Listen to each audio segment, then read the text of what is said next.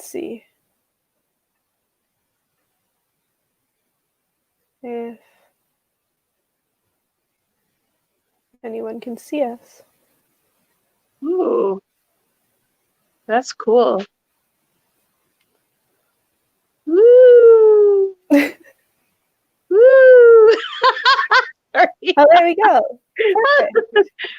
Okay, we're live. Okay. Hello, everyone. Right now we only have one viewer. Okay, are we going to wait till everybody joins? Yeah, maybe we'll have a few more people. Wait till other people join.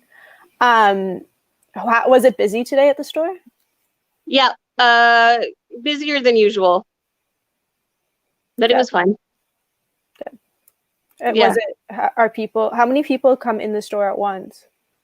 No more than 5 people at once, and generally about 2 to 3 at a time. Okay, nice. So we're not like a Loblaws or anything, right? So yeah, much better than that, especially in terms of social distancing, I'm sure. Well, it's interesting to see all the lineups and stuff, eh? Yeah, the lineups are crazy. Like Costco is like around the building. It's insane. Are you expecting more people? Yeah, well, I think we'll get started right now. Mary's on here right now. Patrick, Alexis, Jessica's on. There's 5 right now, but I'm sure there'll be more. I sent it out to the class, so we'll just get started. Okay. So, hello, everybody. I'm here with Zahra Dhanani, who is the co-founder of Old School General Store in East York. So thank you so much for joining us today. Hi, everyone. So we were just kind of talking. Zahra just closed the store for the day. So they're open during COVID-19. And could you just, tell us about where you are right now? I know you're in the store, maybe. So we are at the Old School General Store, and I'm giving you a little bit of a show here. Yeah. And you can see we carry our own line of handmade self-care products. We carry a lot of our own curated social justice books and quirky things like finger puppets of Maya Angelou and Louis Armstrong and Wonder Woman. Amazing. And some of these prayer candles, right? Yeah, I love all the different things that you carry, from food to socks to books to candles. You got it all. Yeah. So what made you decide to open a general store? Well, it was kind of an unplanned, spontaneous thing that happened out of the blue. Mariko, my partner, and I, who own the shop, we were looking for a new place to live, and we kind of wanted to live in a warehousey spot. And the only place we could find, still close to downtown, was the space we looked at online that had a retail shop in it. And we were like, oh no, we've never wanted to run a store. We had no interest in running a store. And neither of us had planned for that ever. In fact, Mariko has a degree in business, and she used to be an artisanal baker. And from what she learned, she said, I'm never going into small business, bricks and mortar. It's just not something I'm willing to do. And lo and behold, I came by just to look at the place out of interest. And when I saw it, it was a total dump. And, it hadn't been renovated in 100 years. We found dead birds. We found all kinds of 10 tons of garbage that we ended up throwing away. But there was one old lady, probably in her late 80s, walking down the street when I came to see the spot, and she was coming into the store to get her bread. And I got really excited by that. It lit a fire under me that all the things all of a sudden came together in terms of the community work I'd been doing. For example, like, you know, people of all ages, all cultures, all races, all genders, all sexual orientations lived in this neighborhood. And it was a residential neighborhood. So it's people who live here long term. And they would come and use this space as you know, a drop off, and it made me think of general stores from the olden days, and how those general stores were, you know, the meeting spot for people. You would come and you would get your news.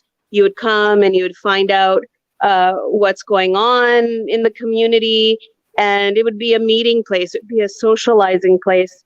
And so it just got me really excited about having a community hub where we could fund our own social activism, our own community building, the kinds of work we wanted to do without having to apply for government funding necessarily. But that was a naive look at, we didn't know what we were getting into when it came to a small business. Yeah. That's bricks and mortars that, you know, is open every day, 7 days a week. So anyways, that's it. It was all very spontaneous, but it was this little gut feeling in me that said, oh, we got to do this. Yeah. Yeah. And what were you doing prior to opening the store? Where were you working? So I come from a pretty varied background. I mean, I used to be a social justice lawyer. I have done lots of not-for-profit work. I've been doing activism since I was 14. So for the last 30 years, have been doing organizing, community building, social justice work, all different forms of creative and artistic forms of public education. I used to DJ, and I used to run a night called Funk Asia, where we would play South Asian music in a bar. And That's have so like fun. Yeah, and have drag queens in saris and all kinds of things like that. So I've had a varied life up until now. And where does that love for activism and community building and social justice stem from, do you think? Interesting. You know, I come from a marginalized community. We immigrated to Canada when I was 3.5 years old. And I remember we first lived in Vancouver, and then Edmonton, and then Toronto. And I was bullied in every single one of those towns. Like, I got beat up in schoolyards. I experienced lots of different racial and gender harassment and bullying. And then I also saw the different ways that inequality played out in my home and in my community. There was lots of mental health issues. So, and then we grew up in poverty. So we were very exposed to all the inequalities in the world. And from a very young age, I've been an extremely sensitive person. And I was sensitive to those things, I think, in a way that most people aren't. Like, I remember being 4 years old and seeing the way one of my uncles was treating one of my aunts and thinking, that's not right. That's not right. And so I've always had this really intense sense of justice, and that's propelled everything I've ever wanted to do. And how do you use your general store as a platform for justice and activism? Well, I mean, for me, the store is a platform for that social justice, community building and public education work that I'm committed to, that my partner is committed to and supports. You know, we have a very clear mandate that what we carry in the store is representative of different forms of identity, that we're very inclusive. We don't tolerate any, you know, homophobia, transphobia. We try very hard to be educating people constantly through events, through different campaigns, and of course, definitely through our what we carry. Like, for example, our kids' books, and then our adult books. All of them are about identities that are marginalized and trying to bring them to the forefront. That's amazing. Not to mention the storefront. Yeah, and do you have any products that kind of help uplift those voices within your own community? Like any people that sell things in your store? Absolutely. We have this one friend, community member, has written a book called it's a pop out about coming out, and then you see these amazing oops, sorry.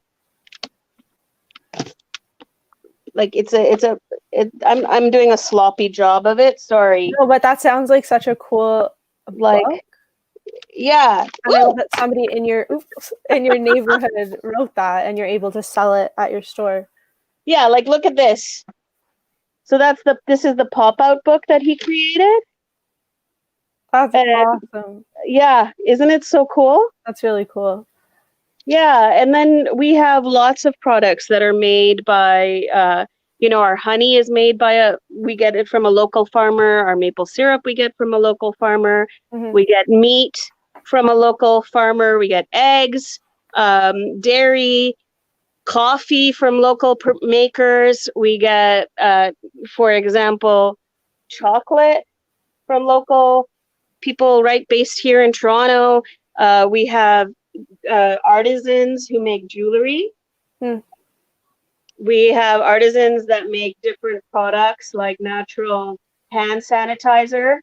And then also our social justice philosophy comes out in a sticker line we've created. Like, for example. Wow, I can't wait till like Corona's over and I can come check out the store because I'd need some of those stickers. Yeah. What are some examples of the events that you've put on for your community? You were talking about that a bit earlier. So we have an annual Black Santa event. I mean, it sounds odd to name the race of Santa, but if you don't, it just gets assumed that Santa is white. For sure. And it's been an amazing educational tool in terms of not only the kids, the hundreds of kids that come through on that day, but the word passed throughout like wildfire this past year, and people, thousands of people were talking about Black Santa and how it gets taken for granted that he's white, and how a lot of kids don't see themselves represented in Santa. But then that trickles into how kids don't get them to see themselves represented in books, don't get to see themselves represented in movies, in media, in all kinds of cultural things that informs our identity. For sure. Yeah. Yeah, and I was reading your website, and I know that you guys kind of have the philosophy not to be a convenience store and more of a general store, and I know you've talked a lot about that. And one thing that I loved is how you sign your letters on your website from mom and mom instead of from mom and pop. Could you talk a bit about why you do that and kind of just the philosophy behind Well, it? years ago, when we started and we opened up, someone said, "Oh, well, it's so nice that to have a mom and pop shop in the neighborhood that's open. And I was like, well, it's not exactly a mom and pop shop, because me and Mariko run it. Mhm. It's a mom and mom shop, Mhm. and then that just caught on, and it's kind of how we run the store. Mariko's the mother who takes care of all of the practical aspects and makes sure everybody has what they need. And I'm the mother that sets the atmosphere. I create the games for the kids, and I make sure some of the educational aspects that need to be taught get taught. But Mariko is my life partner, and this is our baby, Mhm. and yeah, so we're the moms. We're the moms of this little house. I love that. And um, what did you learn from your background as a lawyer and also working in not-for-profit that's helped you be successful in this business? Mm. So I think, um, I mean, it sounds weird, but one of the things that you learn in law school, obviously, is the laws. And one of my favorite laws in the world is the Charter of Rights and Freedoms.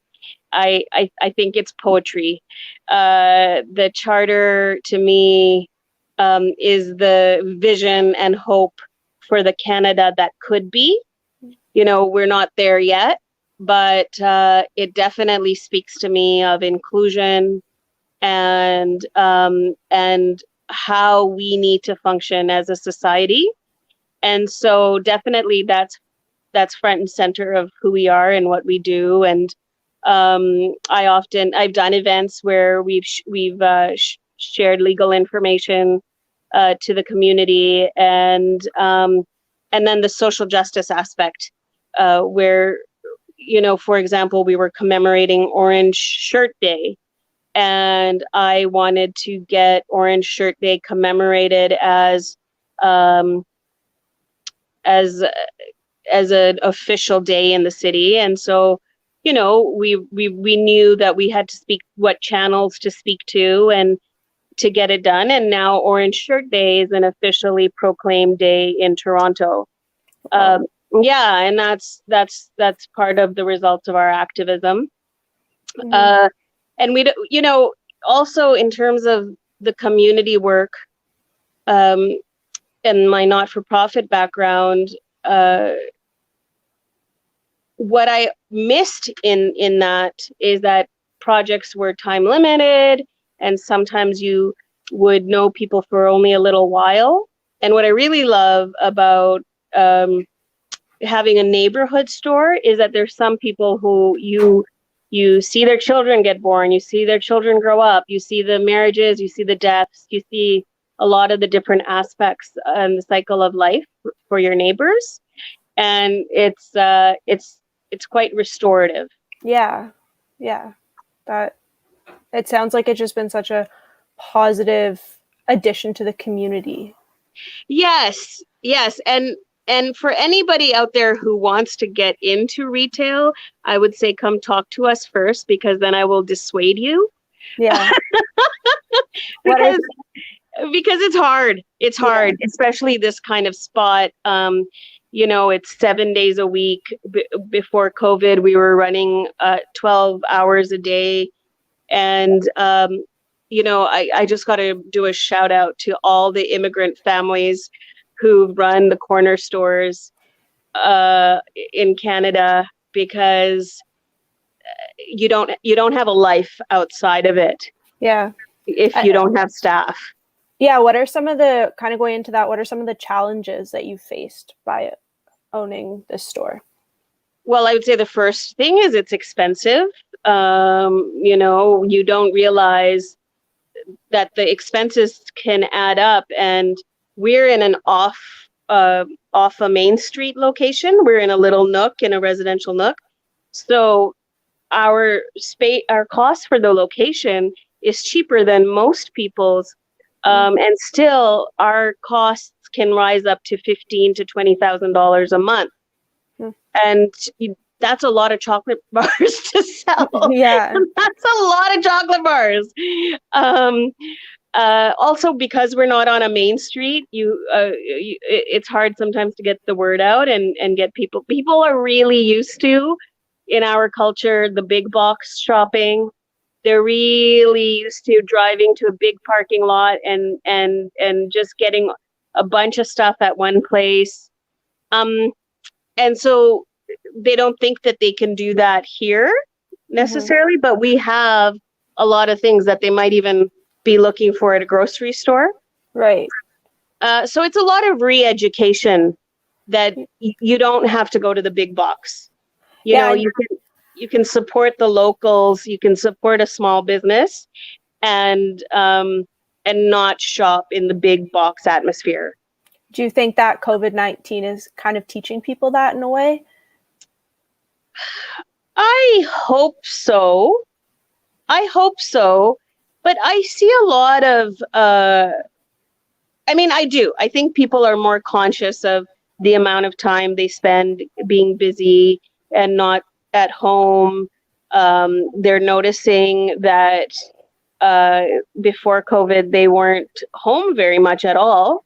And it's odd for them to be home this much. And they're slowing down, and also I don't know what online sales are doing right now. I've heard they're as busy as ever, online sales. Yeah. So people are still dealing with their problems in some ways through consumerism. Yeah. For sure. But I do think that the world has slowed down enough to be reflective. Yeah. And kind of off that point, how do you think, or how have you been able to change your community building practices with the constraints of COVID-19? Well, it's for us, some of the things we're doing is when we know that there's an housed or struggling person, we're trying to support them with groceries or whatnot. We also are doing lots of reaching out to people through phone and email, like our neighbors, just checking in and seeing how they're doing. And then, ironically, because we're still open, we're seeing our regulars, one at a time, but instead of in big events. And so the connection has stayed strong that way. And then we're doing lots of like fun posts and conversations online to keep people engaged. Yeah. Do you have social media that people watching can follow? We have a Old School General Store Facebook page and Instagram and .com website. And Old School is spelled OLD''S and then cool. How'd you come up with that name? Well, when we were thinking of names, there was a lot that we tossed around. But here, let me show you. This is how it's spelled. Oops. oldschoolgeneralstore.com, right? So, and Old School, of course, is a shortened version of Old is Cool. And right. And I knew that we wanted to have an old school vibe, but I didn't want to call it old school. And then in my research, I found out that the term old school comes from rappers in Brooklyn who would sample old jazz beats. And then they would in their raps say stuff like old is cool. And then because they were doing it so fast, old is cool, old school, old school, old school, until it turned into old school. Wow. Yeah. I never knew that. Well, there you go. You learn something new every day. So we have a few questions from the audience. Okay. So I'm going to add them to the screen. So the first is from Accurate. He asks, Your store is up and running during the pandemic. Why do you consider yourself an essential service?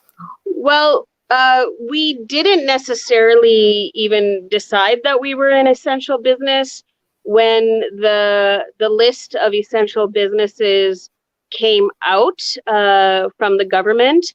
They had corner stores on that list. Mm-hmm. But in terms of being an essential service, we have seniors building like a few blocks away. We have, for example, a neighbor both of our next door neighbors are seniors over the age of 80.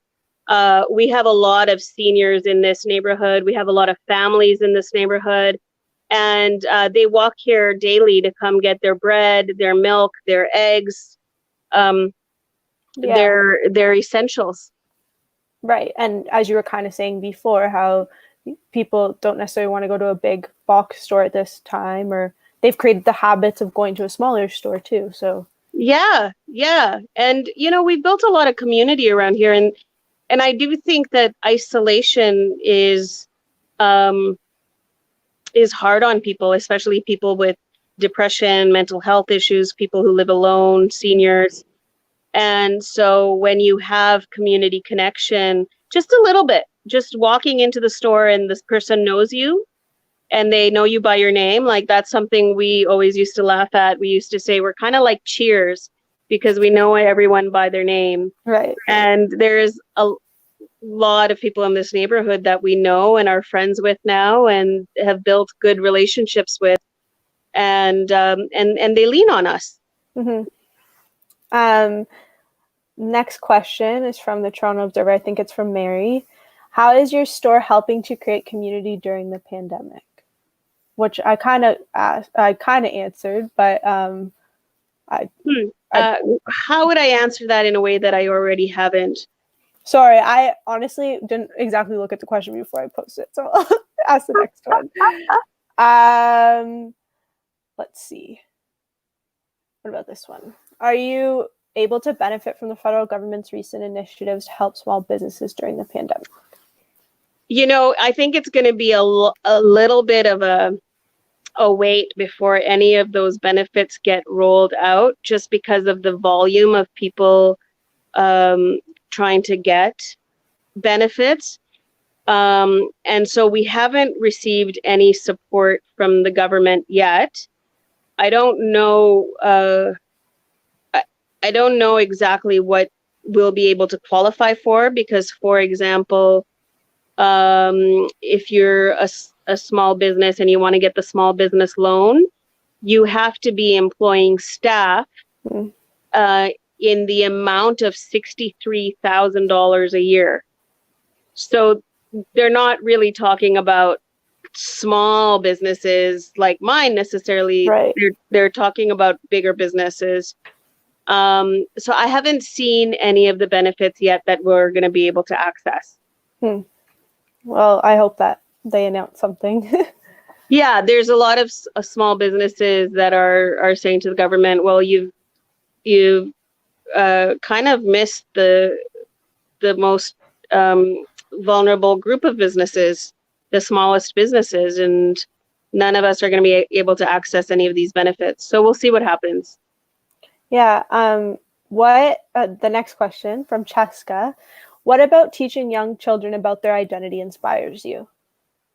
Oh, that's a great question. So I grew up, culturally, I had a lot of identity being taught to me, because I grew up in a South Asian community, and we went to mosque sometimes twice a day, every day. And there was lots of community celebrations and community gatherings. And that was so essential to my survival. But every time I went to school or I looked at the TV or books or whatever, there was nothing that represented who I am. And that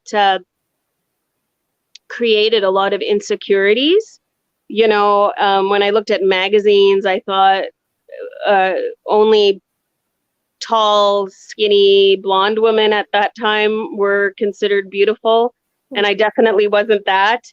So I had a lot of self-esteem issues growing up, and it took me, and still taking me, a long time to work through those issues. And I want better for the next generation. I want them to see images of themselves everywhere so that they know they belong, they know that they're beautiful, they know that they're important, they know that they matter. Mm-hmm. And it's amazing when you're able to take your own experiences and then teach other people, you know?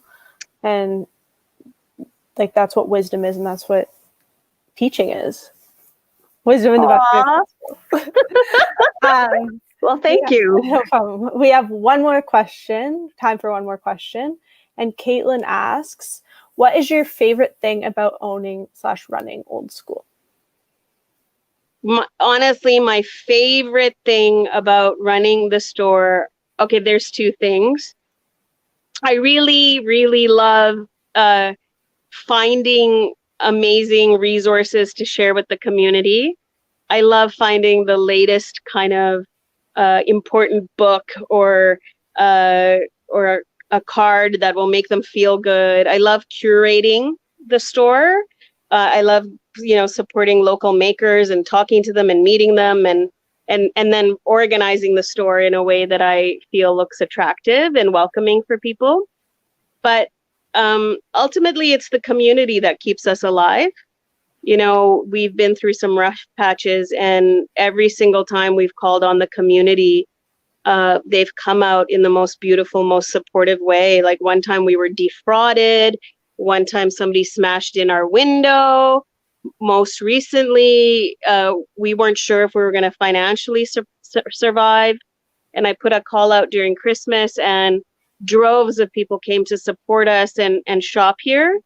So every time I get a little bit despairing, the community has really come through. Mm-hmm. You're able to kind of give back to each other too. Like, yeah, it's reciprocal. It's totally reciprocal. It's the first time in my life where I'm really seeing the give and take. And it's not just about us giving, because the community is really supporting us and giving back. Yeah. Well, I think I speak for everybody when I say that we're really excited to learn about your store, and I'm really equally excited to come visit it when this all ends and we can not have to social distance anymore. So thank you so much for taking the time to talk to the Toronto Observer today. And yeah, it was great to hear your story. Well, thank you so much for thinking our story was worthy of your time and attention. And the four of you that I met, you guys are spectacular. And I really look forward to the life or the world that you guys lead, because you're pretty special beings. Thank you. Yeah. I'm going to end the broadcast, but stay on